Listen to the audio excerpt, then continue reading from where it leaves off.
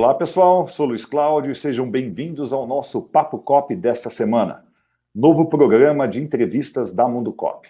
Neste espaço, queremos provocar, refletir, gerar pensamentos, inspirar atitudes, compartilhar experiências e, quem sabe, buscar soluções conjuntamente no sentido de atingir ainda mais o nosso propósito cooperativista.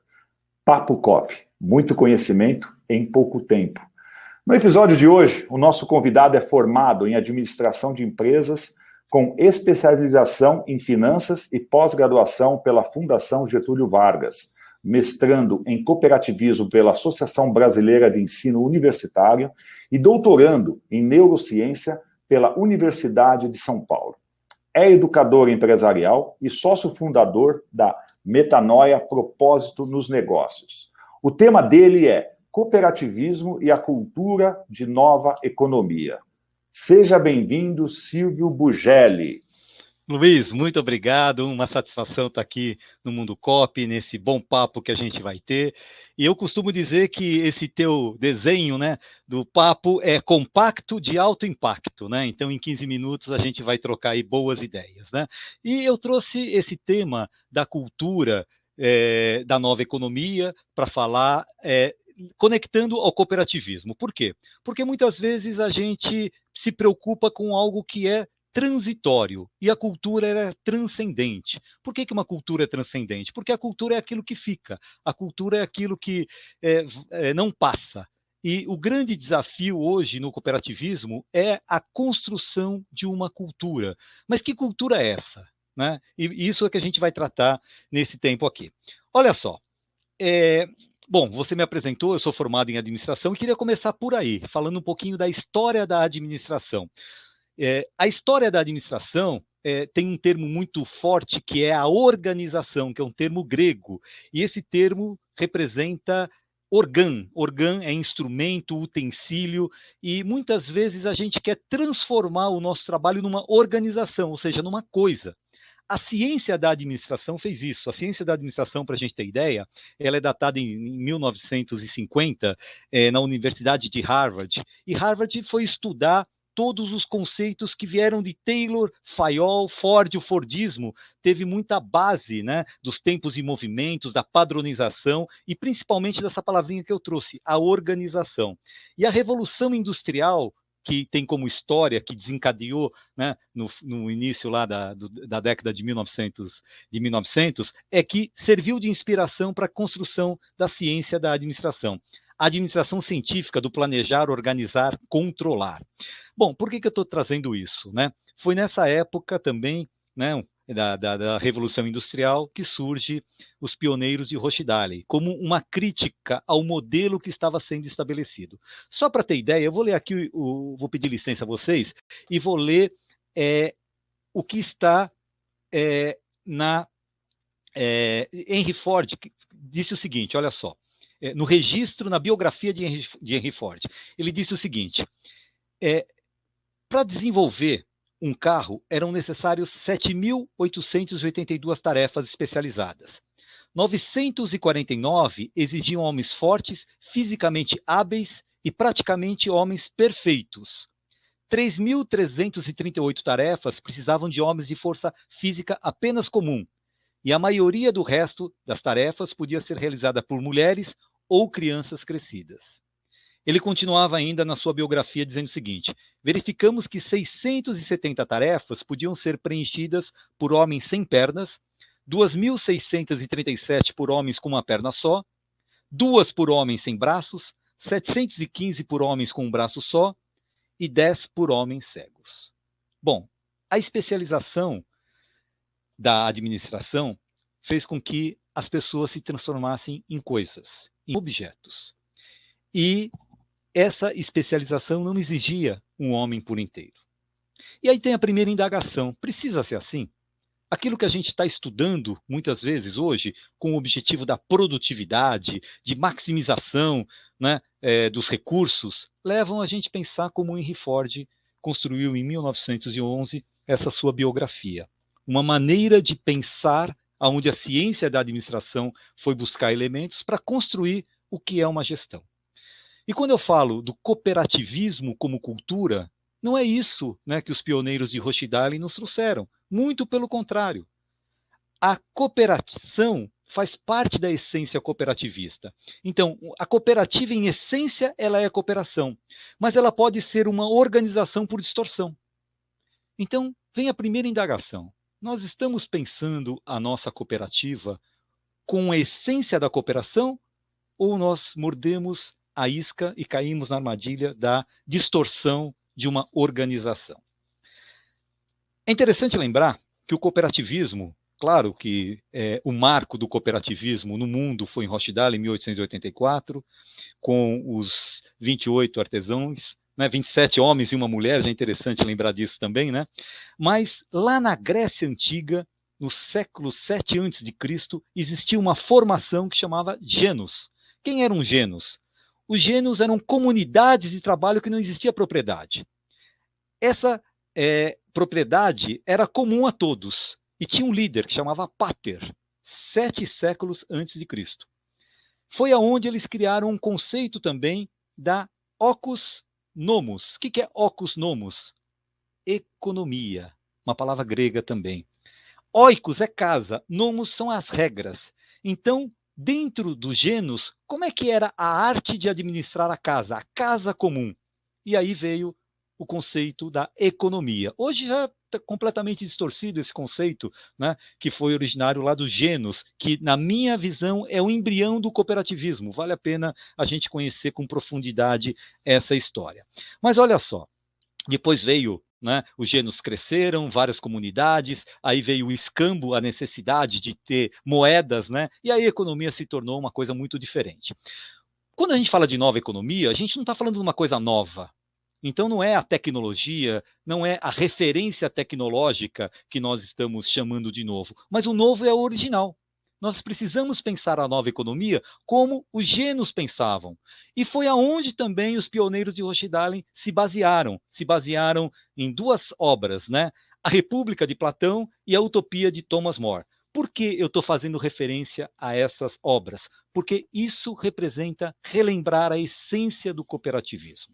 E a essência do cooperativismo, quando nós relembramos aí os 7 princípios, adesão livre, voluntária, né, o controle democrático dos sócios, nós estamos falando de princípios e valores. Nós estamos falando de liberdade, né, uma adesão livre e voluntária é liberdade e igualdade. Quando nós falamos de controle democrático dos sócios, nós estamos falando de equidade, estamos falando de humildade.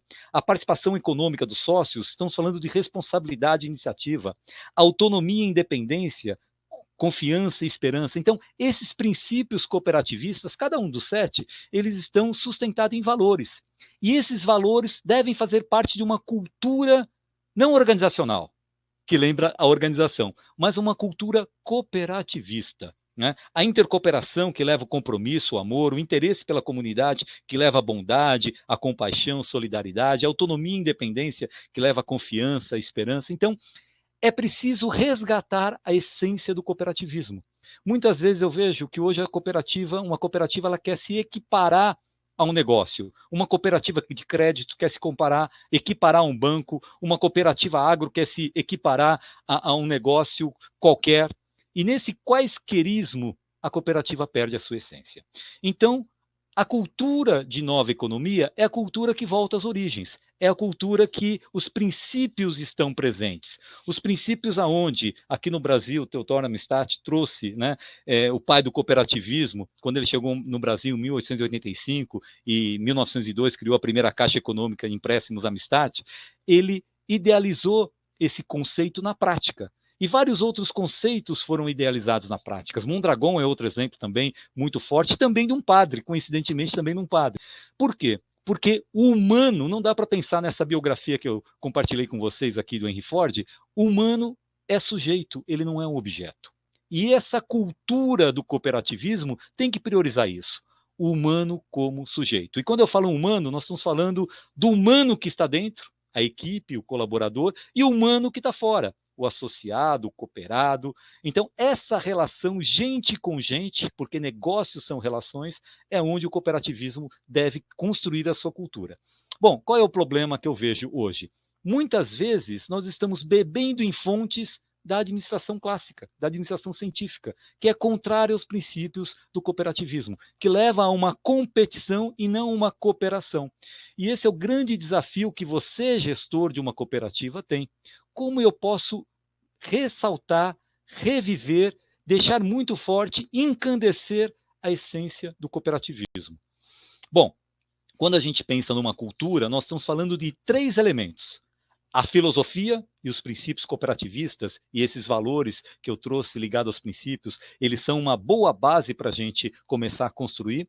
Uma estratégia e um conjunto de métodos que facilitam tudo isso. Deixa eu fazer uma analogia. Imagina que você tem um jantar de gala. Você se prepara para esse jantar de gala. Você vai colocar uma indumentária condizente com aquele momento que você vai vivenciar. Se você tem um final de semana, vai para uma praia, você também se prepara e tem uma indumentária. Agora imagina você com a roupa desse jantar de gala e nesse encontro de final de semana na praia com seus amigos. Ou vice-versa, né? Com a indumentária que você está no final de semana na praia e para esse jantar de gala. Não tem errado, não tem nada de errado com cada uma das indumentárias, mas ela está inadequada. Bom, por que eu estou dizendo isso? Porque muitas vezes nós buscamos respostas de uma maneira inadequada. Nós buscamos capacitar as nossas equipes com a roupa errada. Ela não tem nada de errado, mas no contexto ela não cai bem. Então, buscar a ciência da administração, a administração clássica, a administração científica, para o modelo cooperativista é usar a roupa inadequadamente. E é claro, você não vai obter o seu melhor. Então, uma cultura se faz com a filosofia, e a filosofia onde a gente está relembrando, reforçando a maneira de ser, a maneira de pensar, a maneira de realizar, estratégias, a estratégia que faz essa conexão com o mercado, com o seu associado e com o seu cooperado, e métodos de gestão que facilitam tudo isso. Então, a maneira com que você pode construir uma cultura é trabalhando esses 3 ingredientes. E uma cultura geradora de riqueza, e de riqueza nas 4 dimensões, como eu tenho aqui, né? Quem está nos assistindo pode reconhecer aqui as 4 dimensões da riqueza. O cooperativismo trabalha o econômico e o social. E eu costumo dizer que nós temos, sim, uma dimensão econômica. Claro, a dimensão econômica ela é importante, mas existem outras 3 dimensões. A dimensão filosófica, que tem como raiz a motivação do porquê que eu estou realizando isso. A dimensão causal, que é o para quem eu realizo isso. E a dimensão potencial, que é o quem realiza isso. Essas 3 dimensões, conectada com a 4ª dimensão, que é a dimensão econômica, representa uma riqueza nas 4 dimensões, ou uma meta-riqueza, uma riqueza maior. E essa cultura do cooperativismo tem que buscar a riqueza nas 4 dimensões, não apenas a dimensão econômica. Imagina você, como um executivo, parte do colegiado de uma cooperativa, o que você pretende deixar de legado?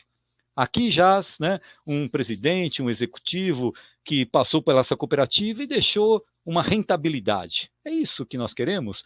Aumentou a sobra dos nossos associados? É isso que nós queremos? Ou nós queremos deixar uma história, um legado? Isso é cultura. Então, o que de melhor nós podemos deixar como legado, né, para as gerações futuras e que vai deixar nossa marca na história é a cultura cooperativista daquilo que nós construímos.